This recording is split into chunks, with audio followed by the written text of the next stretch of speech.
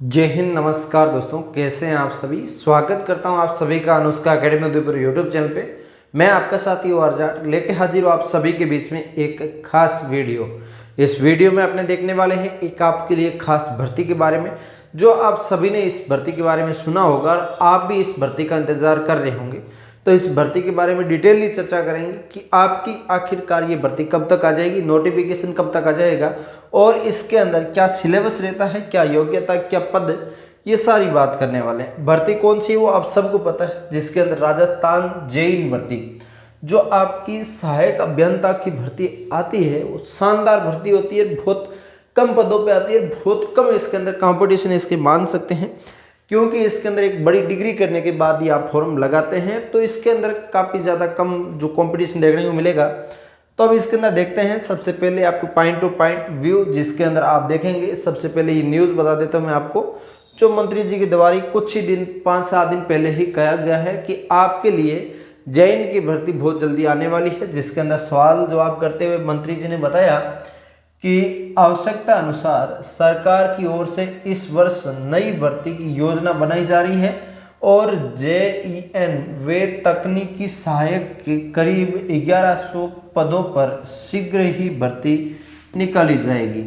मतलब शीघ्र ही भर्ती निकाली जाएगी, इसका मतलब आपके लिए मान के चलिए शीघ्र मतलब जल्दी आपके लिए नोटिफिकेशन आने वाला है।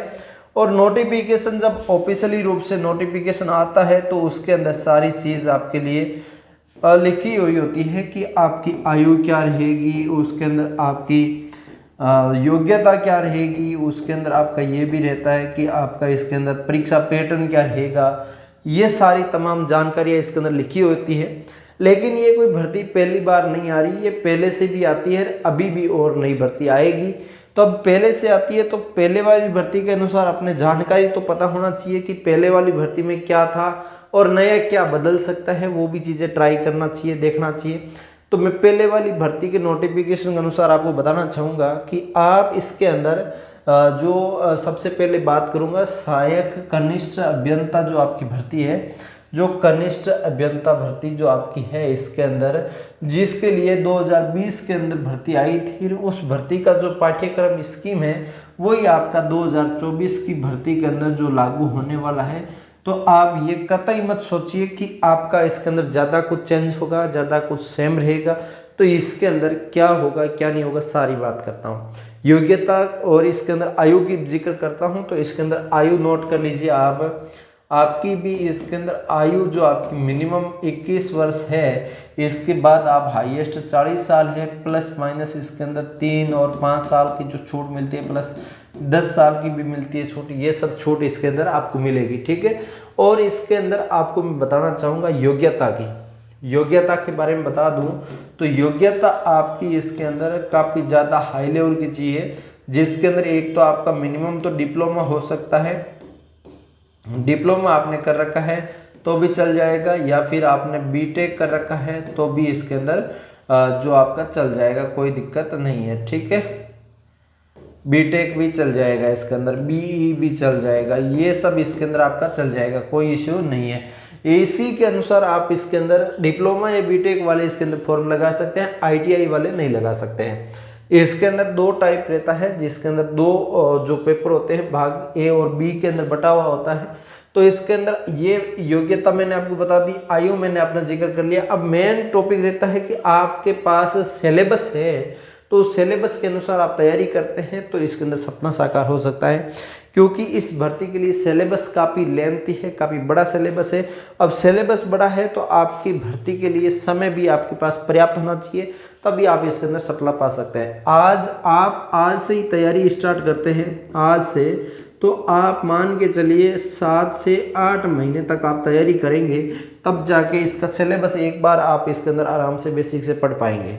तो सिलेबस बेसिक से पढ़ पाएंगे तो आप आराम से इसके अंदर सपना साकार है जो आप अपना कर सकते हो, ठीक है। और इसके अंदर आपका बेसिक जो सिलेबस रहता है वही सिलेबस आपका इसके अंदर जो महत्वपूर्ण है। सिलेबस को किस टाइप से टैकल करना वो चीज़ें अपने देख रहे हैं। देखो मोटा मोटी मैं बात करूं इसके अंदर, तो आपको 2 घंटे का एग्जाम का समय दिया जाता है, मात्र 2 घंटे। और इसके अंदर जो आपका अधिकतम जो अंक रहता है 120 अंक जो आता है इसके अंदर, 120 मार्क्स का पेपर होता है और मिनिमम इसके अंदर पासिंग मार्क्स 40% है। 40% से कम आ गए तो आप फेल ही होंगे, इसी के अंदर इस बेस्ट है। और इसके अंदर भाग ए और बी, दो भाग के अंदर बांटा गया है। तो ए भाग के अंदर मैं बताना चाहूँगा कि आपके पास जीके और जीएस जो आपको पढ़ना पड़ेगा, हालांकि आगे कहीं काम नहीं आएगा और आपने इतने दिन पढ़ा भी नहीं होगा, लेकिन इसके अंदर आपको जीके ही पढ़ना है मुख्य रूप से। और इसके अंदर दूसरा जो पार्ट रहता है वो आपका सब्जेक्ट रहता है। सब्जेक्ट के अंदर आपने किस में की है उस पर डिपेंड करता है। जैसे आपने सिविल में आपने जो डिग्री की है या फिर इलेक्ट्रिकल में की है, या मैकेनिकल में की है या फिर कंप्यूटर में की है, किस में की है आपने, उस पर डिपेंड करता है। आपने बीटेक की है या डिप्लोमा किया है, उस पर भी डिपेंड करता है। ये सारा सिलेबस अलग अलग होगा। और मुख्यतः सभी के अंदर किसी भी डिग्री कर रखी होगी आपने, कोई भी डिप्लोमा कर रखा होगा, उन सभी के लिए कॉमन सिलेबस जो रहेगा वो आपका राजस्थान का जीके रहेगा। भाग ए के अंदर राजस्थान का सामान्य ज्ञान आता है, जिसके अंदर राजस्थान का इतिहास पूछा जाएगा, कला संस्कृति पूछी जाएगी, इसके अंदर परंपरा एवं विरासत जो आपके राजस्थान भूगोल है इसके अंदर पूछा जाएगा।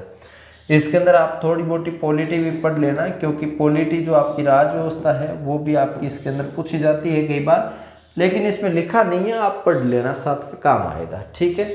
और बेसिक तौर पे ये आप बिल्कुल ही बेसिक से पढ़ना चाहते हैं कि मैं सब्जेक्ट मजबूत कर लूँगा, 40 में से मेरा 10 मार्क्स आ जाए तो भी बहुत है, तो इसके लिए मैं रिकमेंड करना चाहूँगा राजस्थान अध्ययन जो आपकी किताब आती है वो आप इसके अंदर ले आइए और उसको आप पढ़ लीजिए बेसिक से। तो आप इसके अंदर अच्छे से राजस्थान अध्ययन किताब से जो 10 मार्क्स तो कवर कर ही लेंगे, कोई ज़्यादा हाई लेवल का ज़रूरी नहीं होगा, ठीक है।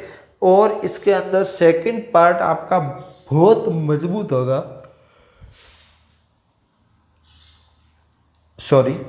बहुत मजबूत होगा, तो ये आप इसके अंदर जो है अच्छे से आप टैकल कर पाएंगे पेपर को। और बहुत मजबूत के लिए आपको हर एक के अंदर अलग अलग टॉपिक दे रखा है।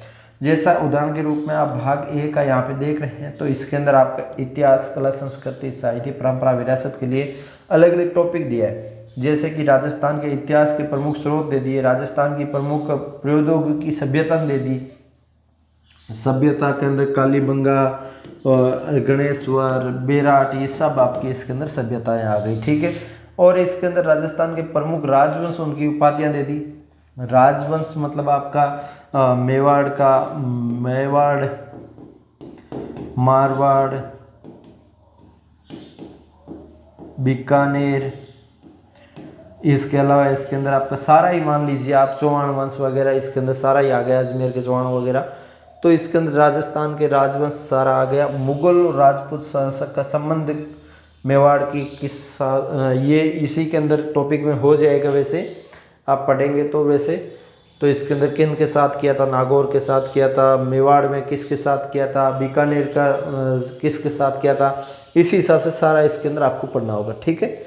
और स्थापत्य कला जो आपकी वैसे हाई लेवल का देखा जाए तो आपके इंडिया जीके के अंदर लगता है ऐसा स्थापत्य कला, लेकिन राजस्थान के अंदर स्थापत्य कला छोटा सा टॉपिक है, 1-2 पेज का, वो आप पढ़ सकते हैं।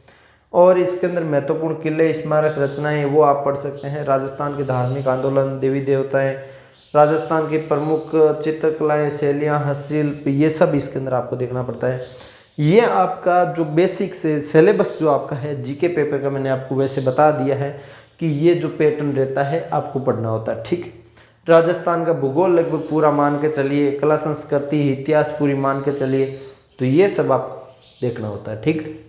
और इसके अंदर जो सब्जेक्ट है वो आपका सबसे मुख्य होता है। सब्जेक्ट आप इसके अंदर ज़्यादा से ज़्यादा टारगेट करेंगे। सब्जेक्ट के अलग अलग टॉपिक्स वाइज दे रखा है, वो आप टॉपिक देखना पड़ेगा, तब जाके इसके अंदर सपना साकार होगा। और भर्ती आपके लिए बहुत जल्दी जो आपके आने की संभावना जो लग रही है, अब भर्ती पे चर्चा करता हूँ मैं कि आपकी भर्ती विज्ञप्ति कब तक आ सकती है। तो विज्ञप्ति पे चर्चा करूँ तो आपकी विज्ञप्ति तो आप देख सकते हैं, तो आपके लिए मैं बता दूं विज्ञप्ति आपकी नोटिफिकेशन जो आपका आएगा वो नोटिफिकेशन आपका कब तक आ सकता है। हाँ, तो नोटिफिकेशन तो आप देख सकते हैं। और इसके अंदर नोटिफिकेशन बात करूं तो अभी आप उस न्यूज़ के अंदर आपने देखा है कि जल्द ही आएगा।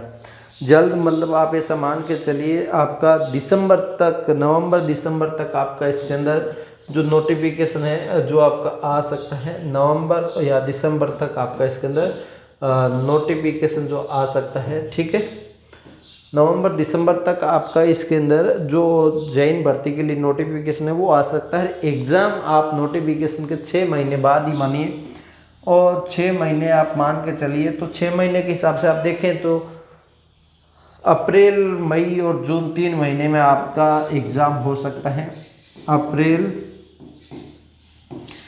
मई और जून के अंदर आपका एग्ज़ाम, इन 3 महीने के अंदर अंदर आपका एग्ज़ाम हो सकता है। तो मोस्टली आपके पास अभी तक 8 से 9 महीने जो बचे हैं, इन 8 से 9 महीनों को आप अच्छे से यूज़ करते हैं तो आपके लिए एक बेसिक से बेनिफिट्स वाला जो सपना साकार करने वाले व्यक्ति होंगे उन्हीं के अंदर आप शामिल हो सकते हैं। और आपके लिए कुछ डाउट है तो मुझे कमेंट करके बता सकते हैं। हम मिलेंगे किसी सेशन के साथ, तब तक के लिए जय हिंद, जय भारत।